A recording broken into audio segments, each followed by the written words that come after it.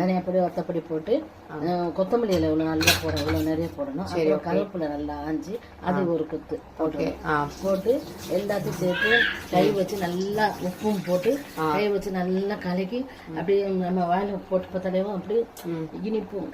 அதாவது அதில் வந்து என்ன செய்யணும், அதுக்கப்புறம் தேங்காய் நம்ம தனியாக அரைச்சி வச்சிருக்கோம். சரி, ஓகே. தேங்காயில் வந்து இது அதை வெந்தயம் சீரகம் போட்டு நம்ம அரைப்போம், வறுத்து அரைச்சி உரைச்சிருக்கோம்ல, அந்த தேங்காய் அதையும் கொஞ்சம் சேர்க்கணும். சரி, ஓகே. சேர்த்து அதுக்கப்புறம் வெங்காயம் இருக்குல்ல, பொடி வெங்காயம் ஒரு 10-15 வெங்காயம், அந்த தேங்காவை அரைச்சி எடுத்தப்பறம் வெங்காயமா அரைச்சி வச்சுட்டு அதையும் இந்த குழம்புல இந்த வத்தப்பொடி மஞ்சப்பொடி எல்லாம் போடுறப்போ அதையும் சேர்த்து எல்லாத்தையும் கருவேப்பிலை கொத்தமல்லி இலை இந்த புளி தண்ணியில தக்காளியும் புளிஞ்சு பச்சை மிளகாய் 2-3 பச்சை மிளகாய் போட்டு கையை வச்சு நல்லா கலக்கி இப்படி வாயில போட்டு பார்த்தா அப்படி புளிப்பு இனிப்புமா இருக்கும், குழம்பு சூப்பரா இருக்கும். அதை எடுத்து வச்சுட்டு